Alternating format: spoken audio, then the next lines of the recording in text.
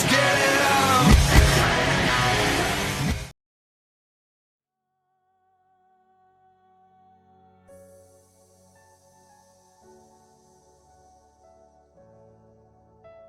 Assalamualaikum YouTube. Jumpa lagi saya Beto dalam video saya yang seterusnya. So, kepada korang yang masih baru lagi dalam channel ini, sila tekan button subscribe dekat bawah dan tekan button loceng untuk notification. So, dalam video ini Beto nak buat sedikit reaction ataupun boleh katakan perbincangan tentang isu yang sangat hangat diperkatakan di media sosial oleh netizen di luar sana berkenaan tentang kempen bendera putih. Okey. Apa yang menarik perhatian kempen bendera putih ni, sebelum kita bicara lebih lanjut, apakah maksud bendera putih ni ataupun kempen bendera putih? Kempen bendera putih ni boleh dikatakan adalah kempen yang telah dicadangkan oleh netizen ataupun rakyat Malaysia, khususnya untuk dikibarkan di halaman rumah ataupun di depan rumah oleh golongan yang terdesak ataupun golongan yang kurang kemampuan dari segi kekurangan daripada barang makanan, daripada barang-barang perubatan ataupun barang anak-anak seperti pampers, susu dan barang-barang keperluan seperti barang-barang makanan lah, barang-barang asas seperti beras, minyak dan sebagainya. So, kewujudan kempen ni sebenarnya untuk menjadikan satu awareness kepada jiran tetangga yang berkemampuan ataupun yang mempunyai kemampuan untuk menolong jiran-jiran mereka ataupun kawasan tempat tinggal mereka, supaya jika mereka nampak bendera putih ni, mereka boleh datang ke jiran mereka dan menghulurkan sedikit bantuan. Kempen ini sebenarnya diwujudkan disebabkan oleh kalau kita tengok kes-kes di Malaysia selepas dalam tempoh lockdown ni, di mana banyak peniaga-peniaga kecil yang gulung tikar, terpaksa tutup perniagaan mereka, dan ada juga di antara mereka yang kehilangan kerja, punca pendapatan, dan mereka mengharapkan bantuan daripada kerajaan untuk kelangsungan hidup mereka. Jadi kempen ini diwujudkan untuk kesedaran masyarakat ataupun rakyat Malaysia yang berkemampuan supaya menghulurkan sedikit bantuan pada mereka yang memerlukan.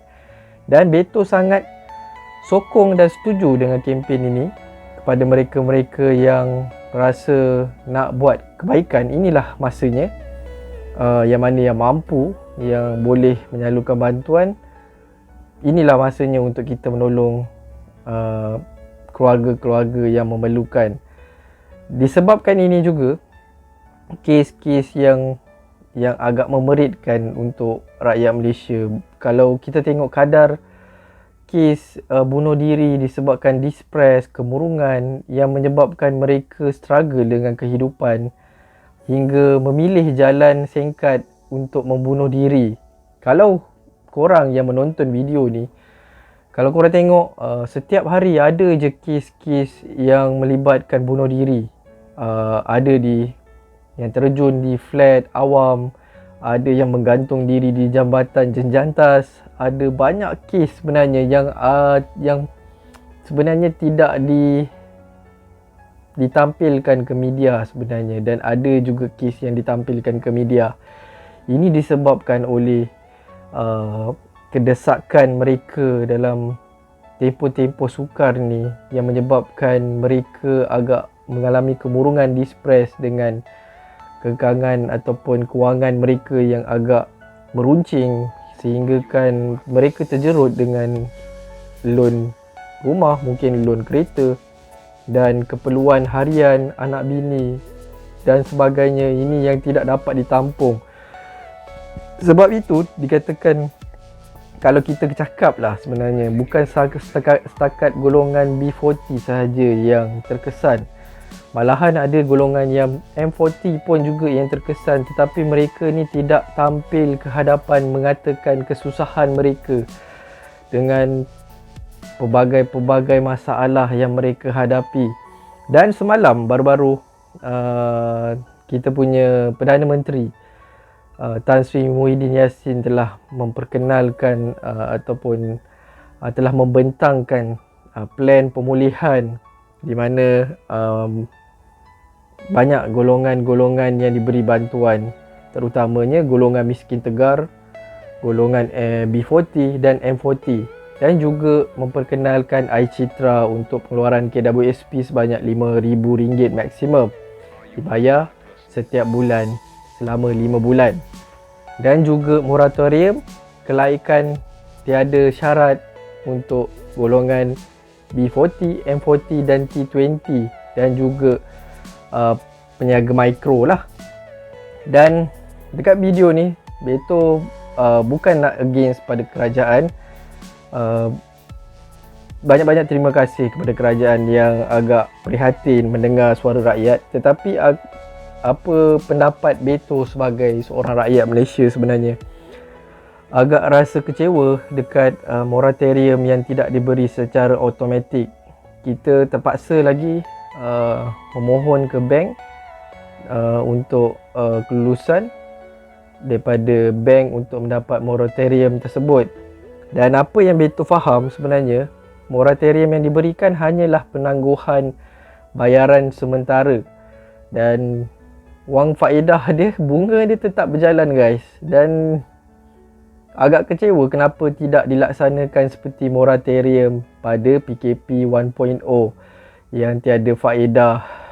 Ini agak lebih melegakan sebenarnya. Dan kat sini sebenarnya korang kena fikir-fikirkanlah juga kalau korang ada berhajat untuk mengambil moratorium tersebut. Aku rasa agak curiga sebab bebanan hutang ataupun bebanan faedah yang terpaksa korang tanggung nanti akan menjadi bebanan di kemudian kelak. Dan apa yang menjadi hangat tentang isu bendera putih ni sehingga mendapat perhatian pada ahli-ahli politik, dan ada satu ahli politik berkenaan telah mengatakan jangan ajar rakyat untuk menyerah kalah dalam perjuangan yang ada sekarang ni. Sepatutnya menadah tangan memohon doa kepada Allah Subhanahu Wa Taala supaya kita dapat mengharungi cabaran dan juga dugaan yang kita hadapi sekarang ni. Beto tak sangkal pendapat ahli politik berkenaan. Kita sebagai seorang muslimat yang beragama Islam, tak kira apa-apa agama pun, kita digalakkan untuk berdoa supaya pandemik COVID-19 ni akan cepat berlalu dan kita sama-sama dapat melalui saat-saat sukar ni dalam tempoh yang pendek ataupun yang singkat, dan kita memperolehi kemenangan mutlak. Tetapi setakat apa cadangan ataupun plan kempen daripada netizen ataupun masyarakat Malaysia khususnya tentang bendera putih ni, bukanlah bermakna kita menyerah kalah ataupun kita menyerah 100% kepada takdir dan kita rasa kita gagal dalam hidup kita.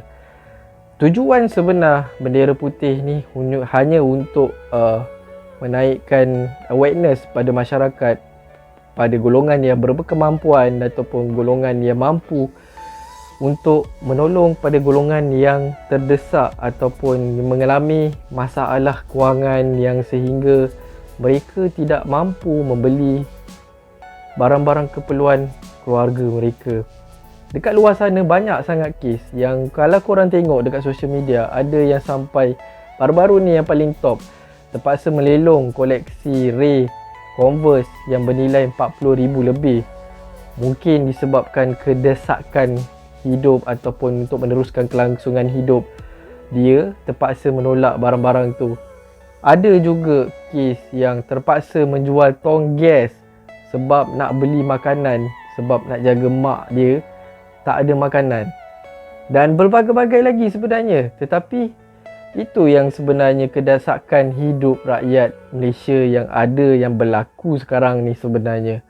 So kempen ni untuk meningkatkan awareness pada masyarakat untuk menolong sesama kita. Rakyat bantu rakyat, itu sebenarnya kempen bendera putih. So apa pendapat korang? tentang isu ni. So kau boleh drop komen kat bawah. Beto akan baca satu persatu komen korang. Dan jangan lupa tekan button subscribe dekat bawah.